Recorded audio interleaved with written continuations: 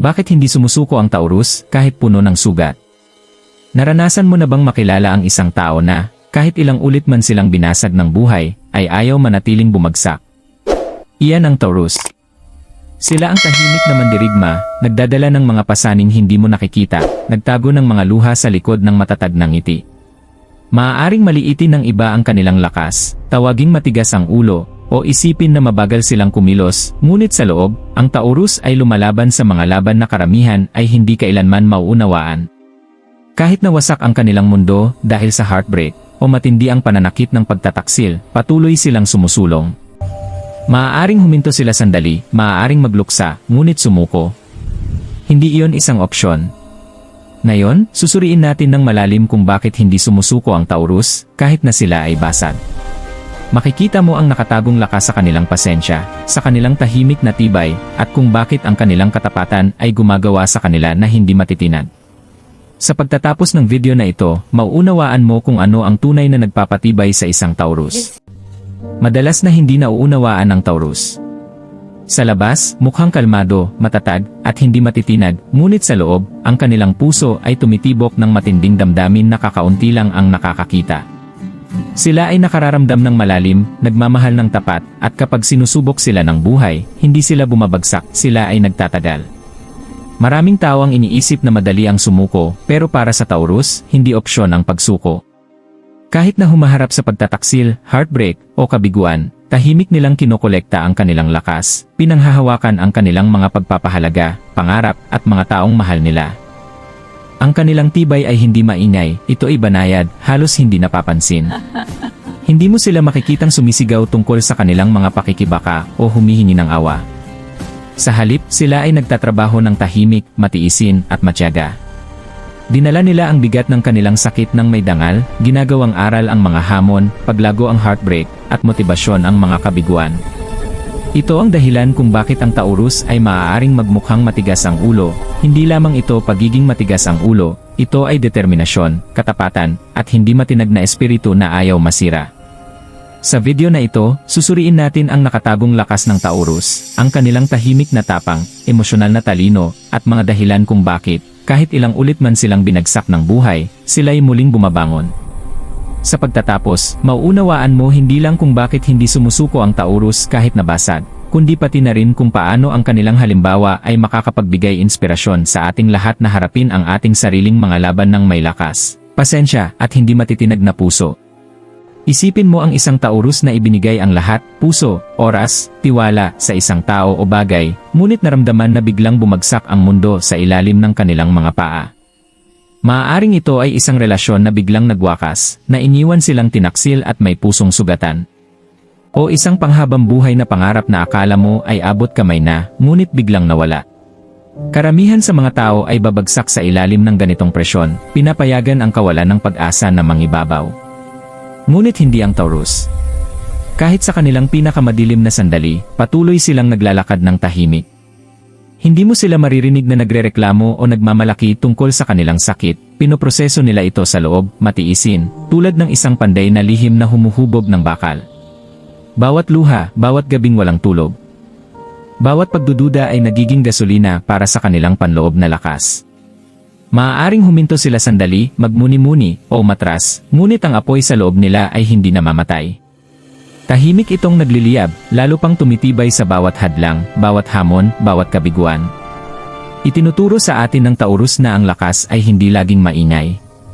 Nasa maliliit na gawa ng tapang ito, bumangon pagkatapos ng heartbreak, lumahok kahit pinagdududahan ng iba, patuloy na magmahal, magtiwala, at magtrabaho.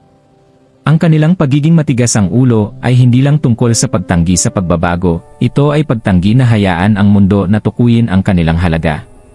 Kahit basag, nakakahanap ang Taurus ng paraan para muling bumangon. Iniaabot nila ang kanilang mga pangarap kahit na hindi tiyak ang daan.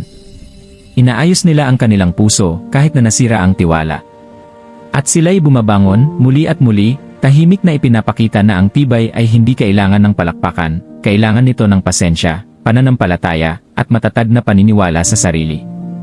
Sa pagtatapos ng kwentong ito, maintindihan mo na ang Taurus ay hindi lang nakakaligtas, sila'y umuunlad kahit palaban sa kanila ang lahat. Ang kanilang halimbawa ay aral sa tahimik na tapang, sa hindi matitinag na katapatan, at sa uri ng lakas na nagbibigay inspirasyon sa lahat sa kanilang paligid. Madalas tawaging matigas ang ulo ang Taurus, pero ang katigasan ng ulo na yon ay talaga namang salamin ng kanilang panloob na lakas. Kapag nakatuon ang kanilang isip sa isang bagay, hindi sila madaling sumusuko. Isipin mo ang isang tao na paulit-ulit na nakakaranas ng kabiguan sa kanilang karera, pamilya, o relasyon. Habang maaaring umatras ang iba, nananatiling matatag ang Taurus. Ang kanilang pagtitiyaga ay hindi pa bigla-bigla, ito ay maingat, matiisin, at pinapalakas ng layunin. Alam nila na ang tagumpay at paggaling ay nangangailangan ng panahon, at handa silang tiisin ang pakikibaka, gaano man ito katagal. Pinoprotektahan din ng katigasan ng ulo na ito ang kanilang puso. Pagkatapos masaktan, hindi agad muling bumubukas ang Taurus, kumukuha sila ng oras, sinusuri ang sitwasyon, at nag-invest ng tiwala lamang kapag ligtas na nilang naramdaman. Ito ang maingat at hindi matitinag na paraan na nagbibigay daan sa kanila upang makapagtatag ng katatagan sa buhay, kahit na matapos silang mabasag. Bihira ipinapakita ng Taurus ang mga laban na kanilang kinahaharap sa loob. Sila ang tahimik na mandirigma ng zodiac. Kapag ang buhay ay naghatid ng malupit na pagsubok, maaaring mukhang kalmado sila sa labas, pero sa loob, sila ay nagbabalak, natututo, at nag-aangkop. Alam nila na ang pagrereklamo ay hindi nakakatulong, ang pagkilos ang solusyon. Ang kanilang tibay ay tahimik ngunit makapangyarihan, tulad ng ugat ng puno na tumutubo sa pagitan ng mga bato, hindi nakikita pero hindi mapipigilan. Kahit kapag pinagdududahan sila ng lahat, patuloy na sumusulong ang Taurus. Ang kanilang lakas ay hindi tungkol sa pagpapatunay na mali ang iba, ito ay tungkol sa pagpapatunay sa kanilang sarili na kaya nilang tiisin, na kaya nilang bumangon mula sa sakit na mas malakas kaysa dati. Isa sa mga pinakakahangahangang katangian ng Taurus ay ang katapatan. Nananatili silang tapat sa pamilya, mga kaibigan, at kanilang mga layunin kahit paiwanan sila ng mundo. Ang katapatan na ito ay hindi bulag, ito ay sinasadya, nakaugat sa malalim na emosyonal na talino at pag-unawa. Kapag ang isang Taurus ay nag-invest sa isang tao o bagay, buong puso silang nakatuon, at ang dedikasyong ito ang nagpapalakas sa kanilang pagtitiyaga. Kahit pagkatapos ng heartbreak o pagtataksil, hindi iniwan ng Taurus ang kanilang mga prinsipyo. Dahan-dahan nilang binabalik ang tiwala, maingat nilang inaayos ang mga relasyon, at patuloy silang nagpapakita ng pagmamahal, pinapakita na ang tunay na lakas ay nasa pananatiling tapat kahit sa gitna ng sakit. May likas na kakayahan ang Taurus na epektibong iproseso ang kanilang emosyon. Maaaring maramdaman nila ng malalim ang sakit, pero ginagamit nila ito upang lumago. Kapag nasira, sila ay nagmumuni-muni, natututo, at nag-aangkop. Sa halip na masunog ng galit o kawalan ng pag-asa, inililipat nila ang kanilang damdamin sa makabuluhang aksyon, maaaring ito ay sa personal na pag-unlad, malikhaing pagpapahayag, o pagtulong sa iba. Ang emosyonal na talinong ito ang nagpapahintulot sa Taurus na hindi lamang makaligtas sa mga hamon, kundi baguhin ang mga ito sa mga oportunidad. Naiintindihan nila na ang paggaling ay nangangailangan ng oras, pasensya, at pagmamahal sa sarili, at buong puso nilang tinatanggap ang prosesong ito. Itinuturo sa atin ng Taurus ang isang pangkalahatang aral. Ang tibay ay hindi palaging maingay, minsan, ito ay tahimik, matatag, at tuloy-tuloy. Kahit sa harap ng heartbreak, pagtataksil o kabiguan, patuloy silang bumabangon. Pinapaalala nila sa atin na ang pasensya, katapatan, at paniniwala sa sarili ang mga haligi ng tunay na lakas. Sa pagmamasid sa Taurus, matututo ang sinuman kung paano tiisin ang mga pagsubok ng buhay, paano gawing lakas ang sakit, at paano manatiling hindi matinag kahit nabasag.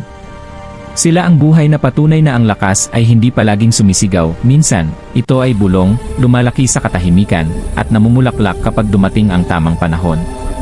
Sa huli, ang kwento ng Taurus ay hindi lamang tungkol sa katigasan ng ulo o tibay, ito ay tungkol sa hindi matinag na lakas, tahimik na tapang, at hindi matitinag na katapatan. Kahit na binasag sila ng buhay, ang Taurus ay bumabangon. Kahit nawasak ang kanilang mundo dahil sa heartbreak, sila ay muling bumuo. Itinuturo ng kanilang paglalakbay na ang lakas ay hindi palaging maingay o halata. Minsan, ito ay tahimik na determinasyon na magpatuloy, pasensya upang gumaling, at tapang na muling magtiwala.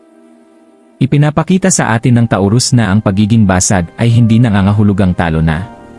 Bawat kabiguan, bawat pagkadismaya, bawat hamon ay pagkakataon upang maging mas malakas, mas matalino, at mas nakapagtatag. Ang kanilang kakayahang tiisin ng tahimik, magpatuloy ng walang palakpakan, at manatiling tapat sa kanilang puso ay ginagawa silang tunay na kahanga-hanga. Kung nakaka-relate ka sa espiritu ng Taurus, o kung kilala mo ang isang taong kumakatawan sa lakas na ito, tandaan na pahalagahan ito. I-like, i-share, at mag-comment sa ibaba, ipaalam sa amin kung naranasan mo ang tahimik na kapangyarihan ng Taurus sa iyong buhay. At huwag kalimutang mag-subscribe para sa higit pang mga zodiac insights na nagbibigay inspirasyon, motibasyon, at nagbubunyag ng nakatagong lakas sa loob natin. Laging tandaan, maaaring yumuko ang Taurus, maaaring huminto sandali, maaaring maramdaman nilang basag, ngunit hindi sila sumusuko. At iyon mismo ay isang aral para sa ating lahat.